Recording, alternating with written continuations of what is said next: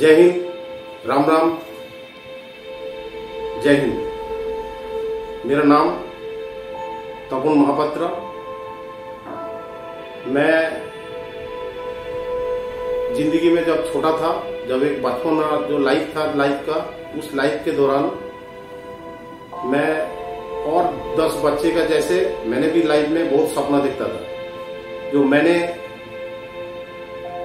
देखता था देश के लिए मैं कैसे अपना जिंदगी बलिदान दूं और देश के लिए मैं कुछ करूं, ताकि ये देश के लिए कुछ करना अपना जिंदगी का एक सपना था।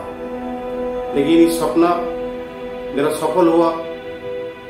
28 अक्टूबर वो दिन आया लाइफ में जब मैंने भारतीय सेना के अंदर मैंने भर्ती हुआ।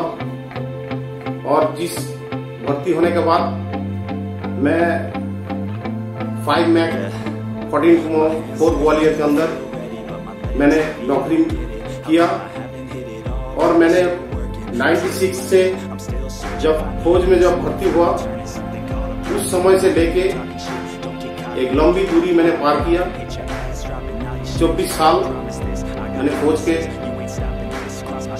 फौज में रहा और देश के लिए सेवा करते रहे, जिसके बीच मेरे लाइफ के अंदर काफी कठिनाई आया। और मैंने जय माता जी और माँ काली के आशीर्वाद के अंदर जो सेवा में मेरे सिर के ऊपर था उनका, जिसके वजह से मैंने हर काम, हर लंबी, हर घड़ी मैंने पार कर दिया। जैसे कि मैंने 99 में कारगिल हुआ, उसके अंदर भी मैंने हिस्सा लिया। उसके बाद ओपी पराक्रम चला, जो संसद के अंदर पार्लियामेंट में अटैक हुआ। उस दौरान भी मैं अपना डिप्लॉय हुआ अपनी पूरी यूनिट के साथ और देश के बॉर्डर के अंदर अपनी ड्यूटी और अपना कर्तव्य पालन करते रहे। उसके बाद मैंने 2001 के अंदर मैं जम्मू कश्मीर में पोस्टिंग हुआ।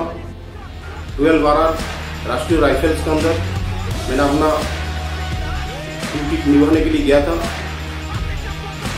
जिस जगह में मैंने नौकरी किया वो जगह था पूरे CI ऑप्स एरिया, जहाँ मिलिटेंसी और अपना इंसर्जेंसी ऑपरेशन एरिया था। चारों तरफ उग्रवादी मुठभेड़ हर दिन की, हर वक्त की, हर समय के अंदर लगा रहता था। उसके दौरान हम ये सोचते थे, आज हम सुबह सूरज देखा, कल हमारा किस्मत में और नसीब में हो सके नहीं होगा, क्योंकि हर वक्त CI ऑप्स के अंदर ऐसे कठिनाई था। लेकिन ऐसे दिन मेरे लाइफ के अंदर आया जो 18 जुलाई 2002, उस दिन अमरनाथ यात्रा के शुरुआत था। उसी दिन अमरनाथ यात्रा शुरू हुआ। लेकिन उस समय मैं कमांडिंग ऑफिसर के साथ हमेशा उनके प्रोटेक्शन के साथ में रहता था और एक कमांडो टीम का एक हिस्सा था, जिसके दौरान मैंने उस समय जब उग्रवाद ने अपना ट्रूप्स के ऊपर हमला किया, उस हमला के अंदर, क्योंकि उस दिन ऐसे दिन था जिस दिन अमरनाथ यात्रा का शुरुआत था, इसी वजह से पूरे सिविलियंस के बस से लेके पूरे कन्वाई, पूरे रोड बंद हो गया था। और मैं अपना कमांडिंग ऑफिसर के साथ मैंने चला 12 के अंदर बनिहाल के ऊपर।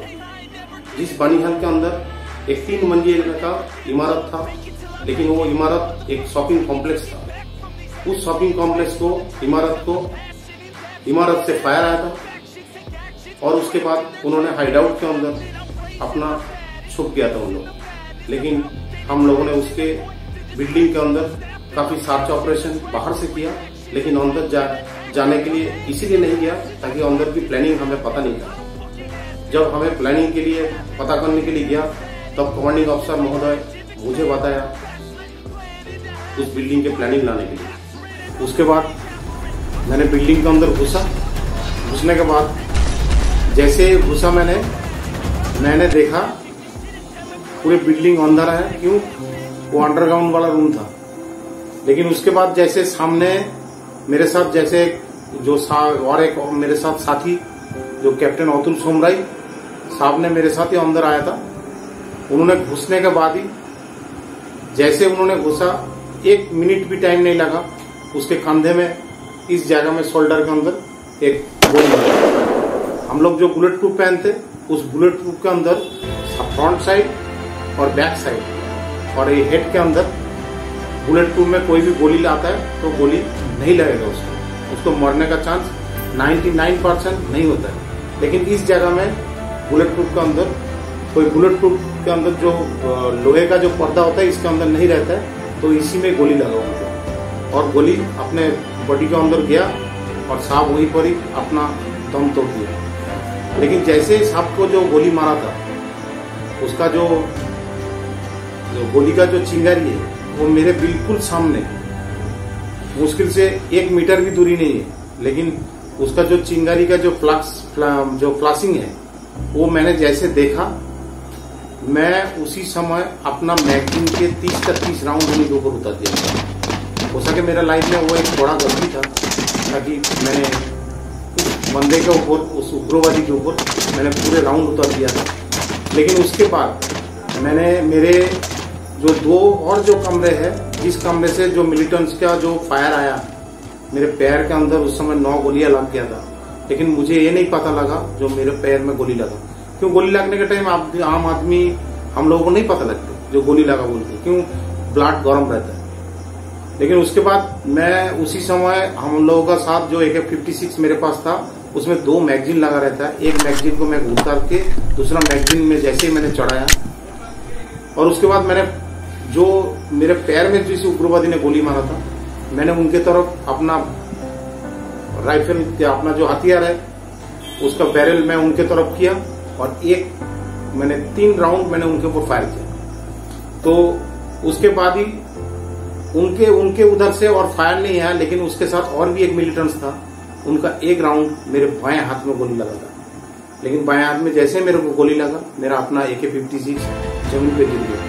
मैंने उस हथियार को उठाने के लिए जब गया तो मैं देख रहा अपना दाहिना पैर मेरा फोल्ड हो रहा है और फोल्ड हो गया तो मैं दाहिने हाथ अपना पैर के थाई के ऊपर रखा तो मैंने देखा एक कीचड़ के माफिक पूरा मेरे पैर के अंदर हिस्सा ही नहीं है, जो हड्डियां है, जो वो हड्डियां तक भी चूर चूर हो गया।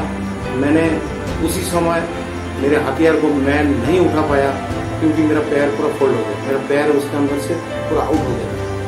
क्यों? 9 गोली अपने शरीर के अंदर बहुत होता है, जो एक ही जगह में एक ब्रश लग गया था। उसके बाद मैंने अपना पास पिस्टल था, उस पिस्टल को मैंने उठा, अपना जेब से निकाला और उसको कॉक करने के लिए कोशिश किया, लेकिन कॉक मेरे से नहीं हुआ क्योंकि मेरा बाएं हाथ ऑलरेडी इंजर्ड हो गया था। बाएं हाथ में जो गोली लगा था पूरे इधर का जो वेन है वो पूरा आउट हो गया। मैंने बड़ी मुश्किल से जैसे कॉक करने की कोशिश किया 2 बार, लेकिन नहीं हुआ। उसी समय मेरे को एक गोली आके मेरा बुलेट प्रूफ के ऊपर लगा, जो अपना चेस्ट के ऊपर, और वो गोली लग के रिकोचिट होके मेरे यहीं से निकल गया। मेरे ऊपर वाले की किस्मत था जो वो रिकोचिट होके मेरे को इधर भी लगना था, लेकिन नहीं लगा। और मेरे गोली का इतना प्रेशर था वो मैं गिर गया, क्यों? मेरा बॉडी बैलेंस नहीं बना। जैसे मैं जमीन में गिर गया और उसी समय एक ग्लास गिरने में जैसे एक आवाज आता है जमीन के ऊपर, एक टंग करके एक आवाज आया, वो आवाज था जो मिलिटेंट से फेंका हुआ एक ग्रेनेड।